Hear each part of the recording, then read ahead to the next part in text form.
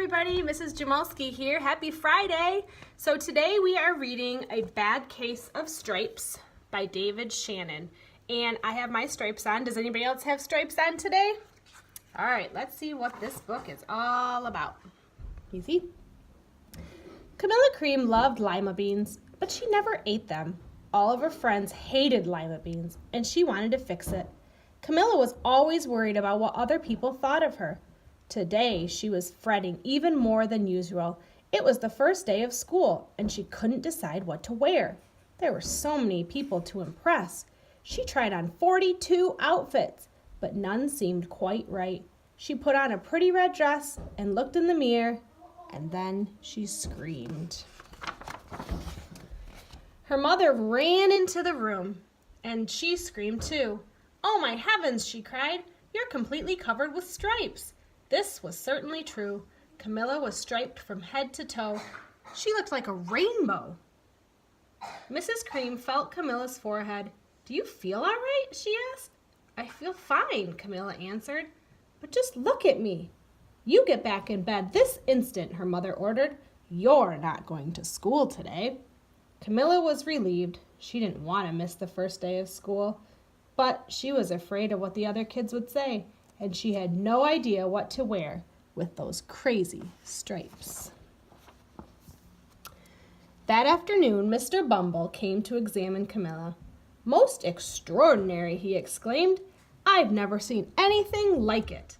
Are you having any coughing, sneezing, runny nose, aches, pains, chills, hot flashes, dizziness, drowsiness, shortness of breath, or uncontrollable twitching?"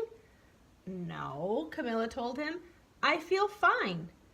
"Well then," Mr. Bumble said, turning to Mrs. Cream, "I don't see any reason why she shouldn't go to school tomorrow. Here's some ointment that should help clear up those stripes in a few days. If it doesn't, you know where to reach me." And off he went.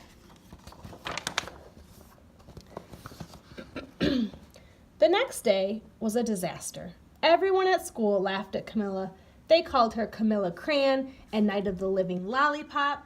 She tried her best to act if everything were normal, but when the class said the Pledge of Allegiance, her stripes turned red, white, and blue, and she broke out in stars. The other kids thought this was great. One yelled out, "Let's see some purple polka dots." Sure enough, Camilla turned all purple polka dotty. Someone else shouted, "Checkerboard!" and a pattern of squares covered her skin. Soon everyone was calling out different shapes and colors, and poor Camilla was changing faster than you can change channels on a TV. That night, Mr. Harms, the school principal, called. "I'm sorry, Mrs. Cream," he said. "I'm going to have to ask you to keep Camilla home from school.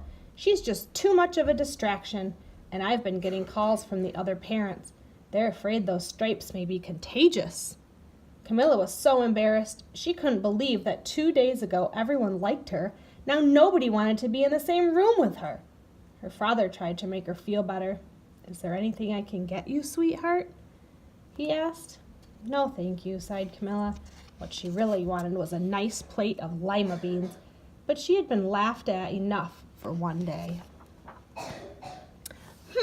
Well, yes, I see," Mr. Bumble mumbled when Mr. Cream phoned the next day. "I think I'd better bring in the specialist. We'll be right over." About an hour later, Mr. Bumble arrived with 4 people in long white coats. He introduced them to the Creams. "This is Dr. Grop, Dr. Sponge, Dr. Cricket, and Dr. Young." Then the specialist went to work on Camilla. They squeezed and jabbed, tapped, and tested. It was very uncomfortable. "Well, it's not the mumps," concluded Dr. Grop. "Or the measles," said Dr. Sponge. "Definitely not chickenpox," put in Dr. Cricket. "Or sunburn," said Dr. Young. "Try these," said the specialist. They each handed her a bottle filled with different colored pills. "Take one of each before bed," said Dr. Grop. Then they filed out the door, followed by Mr. Bumble. That night, Camilla took her medicine. It was awful. When she woke up the next morning, she didn't feel different, but when she got dressed, her clothes didn't fit right. She looked in the mirror, and there, staring back at her, was a giant, multicolored pill with her face on it. Dr. Bumble rushed over as soon as Mrs. Cream called, but this time, instead of the specialists, he brought the experts. Dr. Gord and Dr. Mellon were the finest scientific minds in the land. Once again, Camilla was poked and prodded, looked at and listened to. The experts wrote down lots of numbers. Then they huddled together and whispered. Dr. Gord finally spoke. "It might be a virus," he announced with authority. Suddenly, fuzzy little virus balls appeared all over Camilla. "Or possibly some form of bacteria," said Mr. Mellon. Out popped squiggly little bacteria tails. "Or it could be a fungus," added Dr. Gord. Instantly, Camilla was covered with different colored fungus blotches. The experts looked at Camilla, then at each other.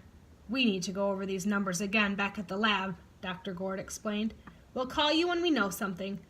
But the experts didn't have a clue, much less a cure.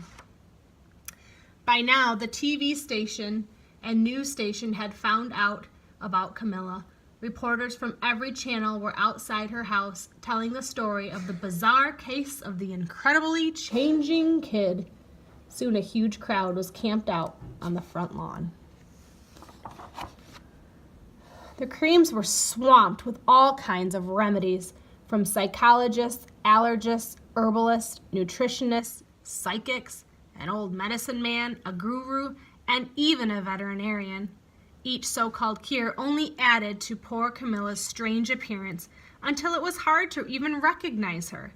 She sprouted roots and berries and crystals and feathers and a long furry tail. But nothing worked. One day, a woman who called herself an environmental therapist claimed she could cure Camilla. "Close your eyes," she said. "Breathe deeply and become one with your room." "I wish you hadn't said that," Camilla groaned. Slowly, she started to melt into the walls of her room. Her bed became her mouth, her nose was a dresser, and 2 paintings were her eyes. The therapist screamed and ran from the house. "What are we going to do?" cried Mrs. Cream. "It just keeps getting worse and worse." She began to sob. At that moment, Mrs. Cream heard a quiet little knock at the front door. He opened it, and there stood an old woman who was just as plump and sweet as a strawberry. "Excuse me," she said brightly, "but I think I can help." She went to Camilla's room and looked around. "My goodness," she said with a shake of her head. "What we have here is a bad case of stripes, one of the worst I've ever seen." She pulled a container of small green beans from her bag. "Here," she said, "these might do the trick." "Are those magic beans?" asked Mrs. Cream. "Oh my, no," replied the kind old woman.